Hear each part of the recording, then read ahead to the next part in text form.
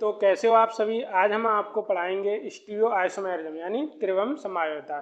इससे पहले हमने आपको संरचनात्मक समयावता के बारे में बताया था। यदि आपने उस वीडियो को अगर नहीं देखा है तो प्लीज़ जा कर के देखिए, और हमारे चैनल को सब्सक्राइब नहीं किया है तो उसको सब्सक्राइब कीजिए।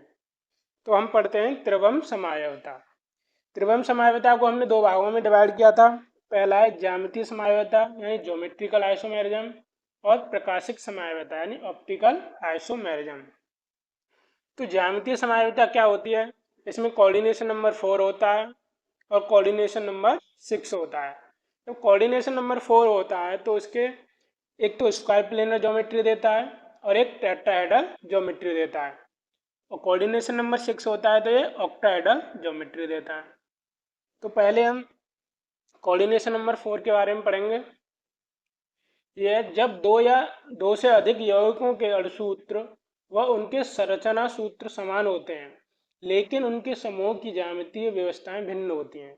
इस प्रकार की समयावता को ज्यामितीय समयावता या सिस ट्रांस समयावता कहते हैं। यानी ज्योमेट्रिकल आइसोमेरिज्म में हम सिस एंड ट्रांस आइसोमेरिज्म पढ़ते हैं। जैसे Ma2B2 हमने ले लिया, इसमें ये इसका कोऑर्डिनेशन नंबर 4 है, यानी कि A2 टाइप के दो लिगेंड है और B2 टाइप के दो लिगेंड है। तो इसको हम कैसे बनाएंगे? मेटल ले लेंगे और ये A टाइप के दो लिगेंड हो गए और ये B टाइप के दो लिगेंड हो गए। तो इसमें क्या है, सेम ग्रुप सेम साइड में, तो ये क्या हो जाएगा, सिस फॉर्म बनाएगा। इसमें सेम ग्रुप क्या है, अपोजिट साइड में, तो ये कौन सी फॉर्म बनाएगा, ट्रांसफॉर्म। ये ट्रांस देगा और ये सेम ग्रुप सेम साइड में, यानी ये क्या होगा, सिस हो जाएगा। जब अब देखते हैं कोऑर्डिनेशन नंबर 6 में, जैसे Ma4B2, इसमें क्या है, मेटल आएगा बीच में और ये दो हमने लिगेंड ले लिए, बी ऊपर ले लिया और एक बी लिगेंड नीचे ले लिया, और चार लिगेंड हमने चार साइड में ले लिए, ये इधर हो गया और दो इधर हो गए, दो इधर और दो इधर। यानी जब दो ग्रुप अपोजिट साइड में होते हैं यानी 180 डिग्री एंगल पर होते हैं तो उन्हें हम क्या बोलते हैं, ट्रांस बोलते हैं। और ये सेम ग्रुप सेम साइड में होते हैं तो उन्हें हम क्या बोलते हैं, सिस फॉर्म। ये क्या हो गया, ये इधर ट्रांस हो गया और ये क्या हो गया, सिस हो गया। हम कोऑर्डिनेशन 4 के बारे में पढ़ते हैं। वर्ग समतलीय संकुलों में ज्यामितीय समयावता, यानी इनका कोऑर्डिनेशन नंबर कितना होता है, 4 होता है। और ज्योमेट्री क्या देते हैं, ये वर्ग समतलीय यानी स्क्वायर प्लेनर कॉम्प्लेक्स देते हैं। जैसे Ma4 टाइप का लिगेंड हो गया, Ma3B टाइप का लिगेंड हो गया, कॉम्प्लेक्स हो गया, और MaB3 टाइप का। यानी इनमें लिगेंड क्या है, A4 टाइप का और A3B टाइप का और AB3। तो इनमें ये ज्यामितीय समयावता प्रदर्शित नहीं करते हैं। क्यों नहीं करते हैं? क्योंकि इनमें जैसे 4 लिगेंड दे रखे हैं तो इनमें क्या है, सिस ट्रांस नहीं होता है। जैसे ये 4 लिगेंड जुड़े हुए हैं A टाइप के, 1 2 3 4, इनमें हम सिस और ट्रांस डिफाइन नहीं कर पाएंगे। इनमें क्या है, वर्ग समतलीय ज्यामिति नहीं होगी। ऐसे A3B टाइप में जैसे 3 लिगेंड है, 1 2 3 सेम टाइप के हैं और V एक अलग टाइप का है, तो इनमें भी वर्ग समतलीय ज्यामिति नहीं होगी।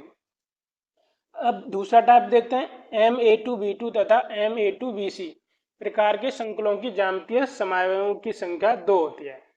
यानी इनमें ज्यामितीय समायोता कितनी देते हैं, ये 2 देते हैं। Ma2B2 टाइप देखते हैं।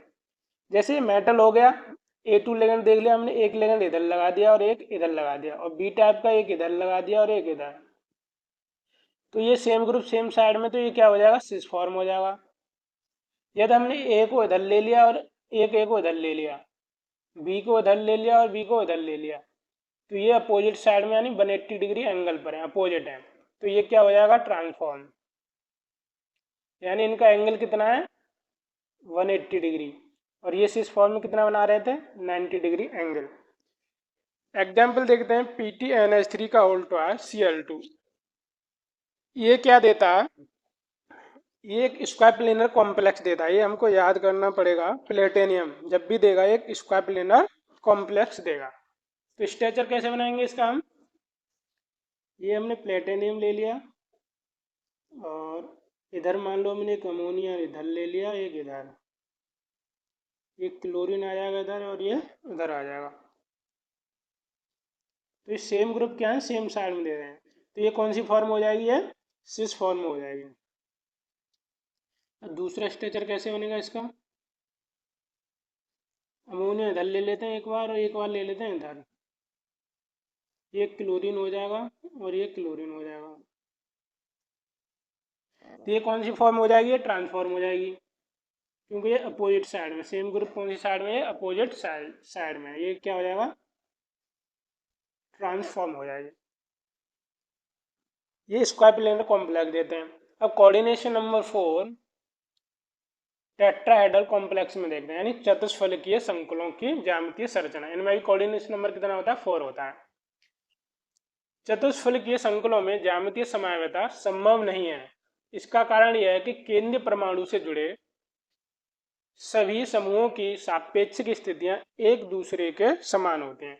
यानी इसमें टेट्राहेड्रल कॉम्प्लेक्स में ये 4 ग्रुप जुड़े होते हैं, इनकी स्थिति क्या होती है, सेम होती हैं। इनके बीच में 109 डिग्री 28 सेकंड का एंगल होता है, सभी के बीच में 109 डिग्री 28 सेकंड का। तो ये क्या है, इनमें ज्यामितीय समावयवता नहीं होती है। जैसे मान लो 4 लेगेंड जुड़े हैं, मैं दिखाता हूँ अभी, एक मिनट, ये आपको दिख रहा होगा।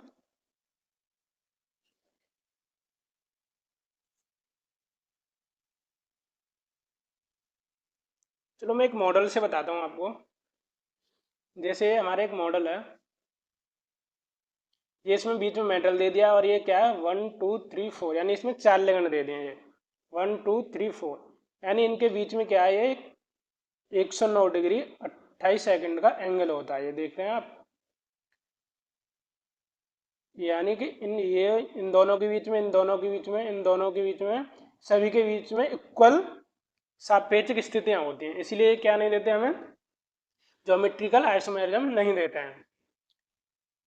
अब हम पढ़ते हैं अष्टफलकीय संकुलों में समावयवता। इनका कोऑर्डिनेशन नंबर कितना होता है, इनका कोऑर्डिनेशन नंबर होता है 6। जैसे MA6 MA5B तथा MAV5 टाइप प्रकार के संकुलों में ज्यामितीय समावयवता प्रदर्शित नहीं करते हैं। यानी एक ही टाइप के लिगेंड है, इसमें A6 टाइप के सेम है, इसमें 5 टाइप के एक तरह के लिगेंड है, इसमें भी 5 टाइप के एक तरह के लिगेंड है, तो ये क्या नहीं देते हैं, ज्यामितीय समावयवता नहीं देते। जैसे MA6, यानी ये एक ही टाइप के हैं, तो इनमें सिस ट्रांसफॉर्म नहीं होगा, तो ये क्या नहीं देंगे, ज्यामितीय समावयवता नहीं देंगे, ज्योमेट्रिकल आइसोमेरिज्म नहीं देंगे। अब MA4V2 MA2V4 तथा MA4VC प्रकार के संकुलों में ज्यामितीय समावयवों की संख्या 2 होती है। MA4V टाइप, यानी MA4V टाइप में देखते हैं, जैसे मान लो हमने एक इधर बी ले लिया और इधर वी ले लिया, ये और ये 4 लिगेंड ये हो गए, यानी सेम ग्रुप की किधर दे दिए, अपोजिट साइड दे दिए, तो ये क्या हो जाएगा, ट्रांसफॉर्म हो जाएगा। यानी सेम ग्रुप अपोजिट साइड यानी 180 डिग्री एंगल पर है, तो क्या हो जाएगा, ये ट्रांसफॉर्म हो जाएगा। अगर हमने दोनों बी को इधर ले लिया, इधर ए टाइप के लिगेंड ले लिए, तो ये क्या हो जाएगा, सेम ग्रुप सेम साइड है, तो ये क्या कौन सी फॉर्म हो जाएगी, ये सिस फॉर्म हो जाएगी। सेम ग्रुप सेम साइड है तो क्या हो जाएगा, ये सिस फॉर्म हो जाएगा।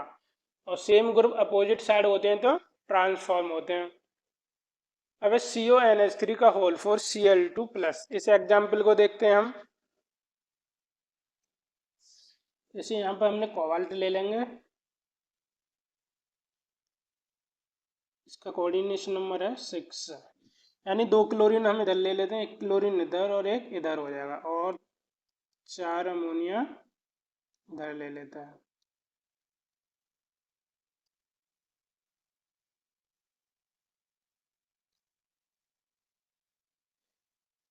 ये क्या सेम ग्रुप किस साइड दे रखे हैं, सेम साइड दे दिए हैं, तो ये क्या हो जाएगा, सिस फॉर्म हो जाएगा। इनके बीच में एंगल कितना हो जाएगा, 90 डिग्री एंगल हो जाएगा। जब सेम ग्रुप अपोजिट साइड होते हैं तो क्या होता है, ट्रांसफॉर्म होता है। जैसे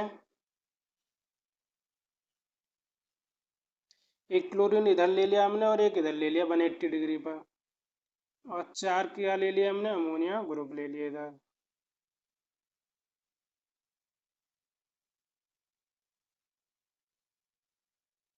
ये सेम ग्रुप अपोजिट साइड दे रहे हैं तो ये क्या हो जाएगा, ट्रांसफॉर्म हो जाएगी। इन दोनों के बीच में एंगल कितना हो जाएगा, 180 डिग्री का एंगल होगा। अब पढ़ते हैं हम प्रकाशिक समायोजकता यानी ऑप्टिकल आइसोमेरिज्म। ये क्या होता है, ऑप्टिकल आइसोमेरिज्म क्या होता है, ये इंटरेक्शन विद लाइट, यानी ये क्या करता है, लाइट के साथ क्या करता है, इंटरेक्ट करता है।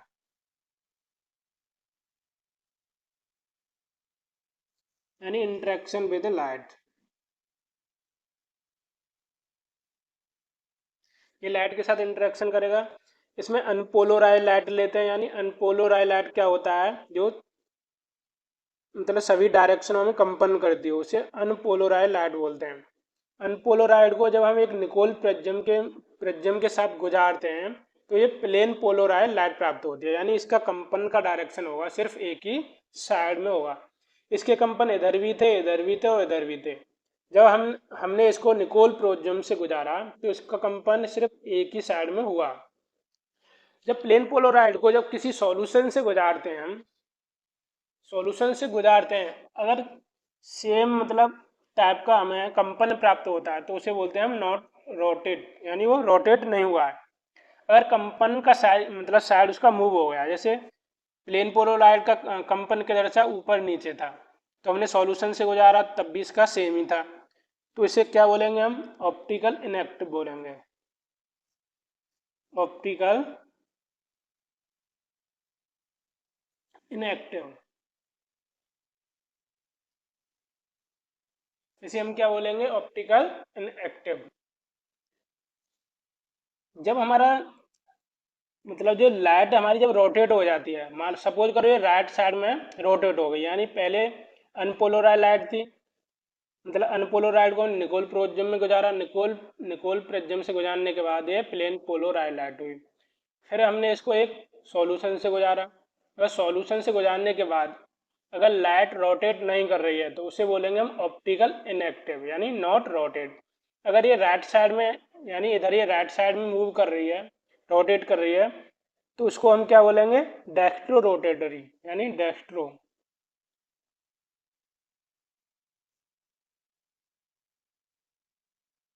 नहीं, डेक्स्ट्रो रोटेटरी, इसे हम डी प्लस से डिनोटेड करते हैं।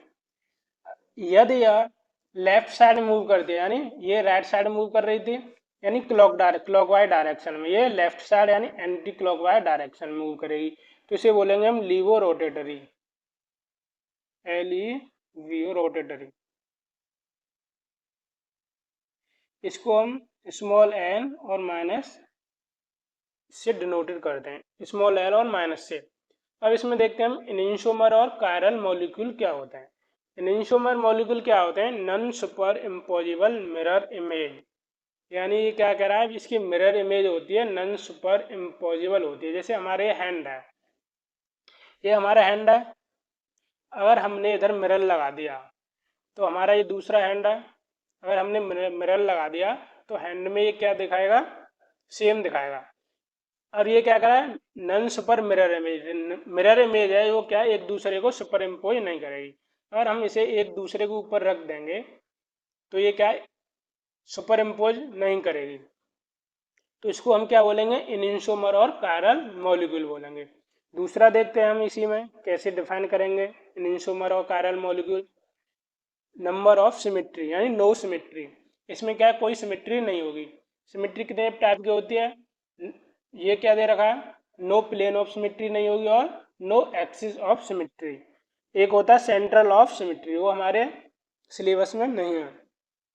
तो प्लेन ऑफ सिमेट्री कैसे देखेंगे, जैसे मान लो ये हमारा एक मेटल है और ये हमारा कोई मॉलिक्यूल है, लिगेंड है, मतलब ए टाइप। प्लेन ऑफ सिमेट्री का मतलब है जब हम इसको काटेंगे बीच में से, इधर से काटेंगे सपोज करो, तो इधर भी समान प्राप्त हो जाएगा और इधर भी इक्वल प्राप्त हो जाएगा, तो उसे बोलते हैं हम प्लेन ऑफ सिमेट्री। तो ये क्या हो जाएगा, ऑप्टिकली इनएक्टिव, क्योंकि इसमें प्लेन ऑफ सिमेट्री क्या है, प्रेजेंट है, तो ऑप्टिकली इनएक्टिव हो जाएगा, optically inactive. Axis of symmetry कैसे देखते हैं, जैसे हमारा ये मान लो एक्स एक्सिस हो जाएगा, ये वाई हो जाएगा और ये जेड हो जाएगा। अगर हमने इधर एक पेन लगा के इसे फिलअप किया तो ये इधर आ जाएगा और ये इधर आ जाएगा, यानी इसमें एक्सिस ऑफ सिमेट्री भी होगा। तो इसमें एक्सिस ऑफ सिमेट्री भी होगा और प्लेन ऑफ सिमेट्री, तो ये क्या कहलाएगा, ऑप्टिकली इनएक्टिव कहलाएगा। तो नेक्स्ट एग्जाम्पल देखते हैं अब हम। नेक्स्ट एग्जाम्पल देखते हैं, PtNH3 का होल ट्वाइस Cl2 से जो हो जाएगा प्लेटिनियम NH3 का होल ट्वाइस Cl2। तुम प्लेटिनियम लेंगे बीच में और क्या है इसके, ये प्लेटिनियम क्या देगा, स्क्वायर प्लेनर ज्योमेट्री देगा। NH3 ये हो जाएगा NH3, Cl हो जाएगा और ये Cl हो जाएगा। ये कौन सी फॉर्म दे रहा है, सेम ग्रुप क्या है, अपोजिट साइड है, तो क्या देगा ये, सेम ग्रुप की किधर दे रखे हैं, अपोजिट साइड, तो ये ट्रांसफॉर्म देगा।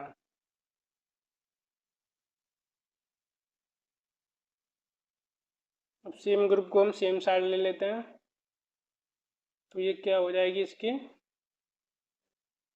सिस फॉर्म हो जाएगी। ये इसकी ट्रांसफॉर्म है और ये क्या है, इसकी सिस फॉर्म है। ये क्या है, दोनों क्या है, स्क्वायर प्लेनर है,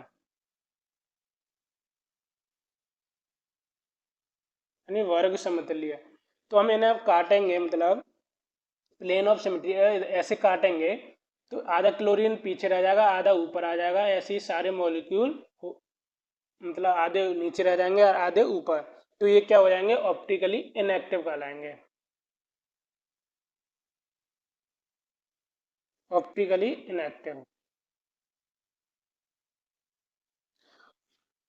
और आगे एग्जाम्पल हम नेक्स्ट वीडियो में कराएंगे, जब हम आपके लिए प्रैक्टिस कराएंगे।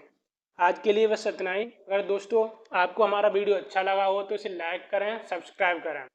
Thank you.